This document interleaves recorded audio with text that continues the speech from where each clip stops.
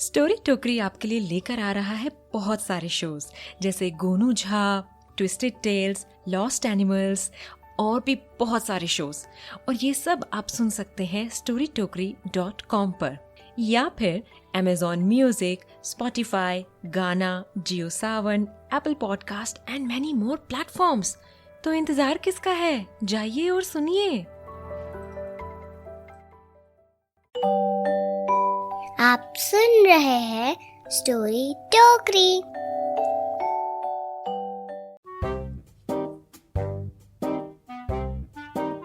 Hello my dear friends, welcome to story Tokri originals. दोस्तों, बहुत जल्दी एक ब्रांड न्यू पॉडकास्ट आने वाला है स्टोरी टोकरी से अलग। तो इसलिए अगर आप चाहते हैं कि वो पॉडकास्ट और उसकी इंटरेस्टिंग सी स्टोरीज आप सुन पाएं तो प्लीज़ सब्सक्राइब कीजिए। अपना ईमेल आईडी या कॉन्टैक्ट नंबर शेयर कीजिए एट आवर वेबसाइट www.storywithsneha.com पर। आज की कहानी कम और साइंस ज्यादा है, तो देखते हैं कि आप कितना समझते हैं। ये कहानी है एक सम्राट की जो आज से कई 100 साल पहले राज करता था।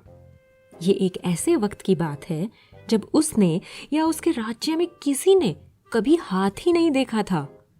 फिर एक दिन दूर देश से एक व्यापारी सम्राट के लिए एक उपहार लाया और वो उपहार था एक हाथी। ऐसा विशाल राजसी जीव देखकर सब चकित हो गए थे। एक दरबारी बोला, अरे ये तो भैंस से भी बड़ा है। दूसरा बोला, अरे भैंस नहीं भाई, गैंडे से भी बड़ा है, एक नहीं 2-2 गैंडों से भी बड़ा है। उनकी बातें सुनकर सम्राट को विचार आया, मैं जानना चाहता हूं कि इस विशाल जानवर का वजन कितना है, कोई बता सकता है? तभी एक व्यापारी बोला, जी सम्राट, मैं बता सकता हूं, एक तराजू ले आते हैं बस। सम्राट थोड़े गरम मिजाज के शख्स थे। उन्होंने कहा, एक काम कीजिए, पहले अपने दिमाग का वजन कर लीजिए उस तराजू में। अरे कैसे संभव है ये? ऐसा कोई तराजू नहीं जो इसका वजन झेल सके, कोई और उपाय बताइए। तभी एक दर्जी बोला, मैं बता सकता हूँ महाराज, ये मेरा फीता है ना नाप लेने का, इससे नाप ले लेता हूँ इसका। सम्राट बोले, कपड़े सिलाने हैं हमें इसके, दावत पे ले जाना है इसे। अरे नाप ले भी लोगे तो भी इसका वजन तो नहीं पता चल पाएगा ना।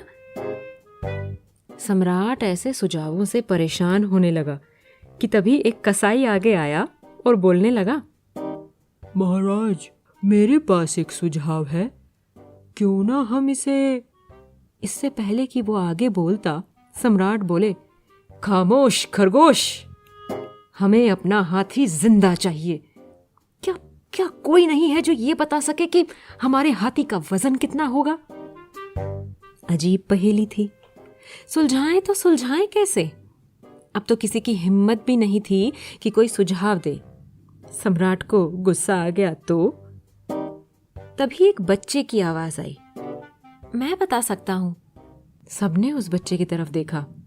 12 साल का नाव चलाने वाला एक लड़का।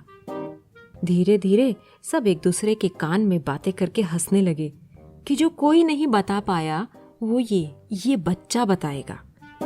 सम्राट ने कहा, तुम्हारी भी सुन लेते हैं, बताओ कैसे करोगे? लड़का बोला, बताऊंगा नहीं सम्राट, दिखाऊंगा।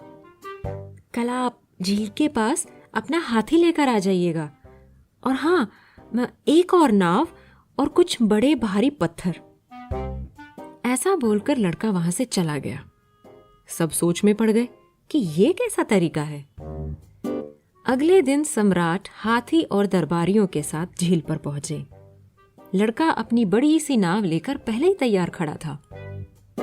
लड़के ने हाथी को नाव में चढ़ाने को कहा। फिर वो हाथी को बैठाकर नाव को झील के बीच में ले गया और जहां तक नाव पानी के अंदर थी, यानी नाव के बाहर पानी का जहां स्तर था, वहां उसने एक निशान लगा दिया। फिर वो नाव को वापस किनारे पर ले गया और हाथी को उतार दिया। फिर उसने दूसरी नाव को, जिसमें पत्थर थे, अपने साथ चलने को कहा। दोनों नाव फिर से झील के बीच में गई और दूसरी नाव से 2 सैनिक एक एक करके पत्थर को लड़के की नाव में रखते गए। धीरे धीरे नाव वजन से नीचे जाने लगी और पानी का स्तर ऊपर निशान के पास आता गया। वो तब तक पत्थर रखते रहे जब तक कि पानी फिर से उसी निशान तक नहीं पहुंच गया। लड़का अपनी नाव में आए वो पत्थर लेकर किनारे सम्राट के पास गया। अब तक सम्राट को भी समझ आ चुका था कि उसने कितनी समझदारी से उसके हाथी का वजन कर लिया। लड़के ने सम्राट से कहा, सम्राट, अब आप मेरी नाव में रखे इन पत्थरों का वजन करवा लीजिए। जो इन पत्थरों का मिलाकर वजन आए वही आपके हाथी का वजन है। सम्राट ने उस लड़के को अपनी चतुराई के लिए बहुत सारा इनाम दिया। सब महल वापस चले गए क्योंकि सबको समझ में आ गया कि ये कैसे हुआ। बस वो दर्जी और वो कसाई वहां पर खड़े रहे। बहुत देर तक कुछ सोचते रहे। फिर दर्जी बोला, अरे मेरी तो पूरी बात सुनी ही नहीं थी सम्राट ने। अरे मैं भी तो यही करने वाला था। उस हाथी का नाप लेकर एक पोशाक बनाता और फिर उसमें पत्थर भर देता, तो क्या नहीं पता चल जाता उस हाथी का वजन?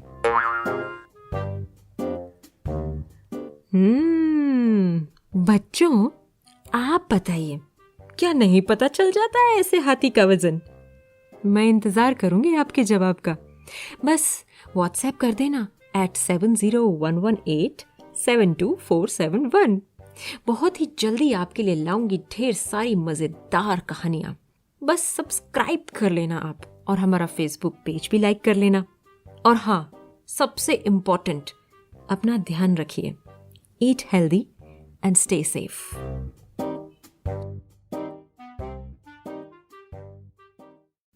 गुड्डू, सीधे बैठो। गुड्डू, सीधे खड़े हो जाओ। गुड्डू, टी-शर्ट सीधी पहनो। उफो, सीधे से हो गया बोर, अब ये दिल मांगे मोर। तो ये लो, स्टोरी टोकरी है सो मच इन स्टोर। पेट पकड़कर हंसना पड़ेगा जब ट्विस्टेड टेल्स का तड़का लगेगा। पता है कहाँ पर? storytokri.com पर। स्टोरी टोकरी।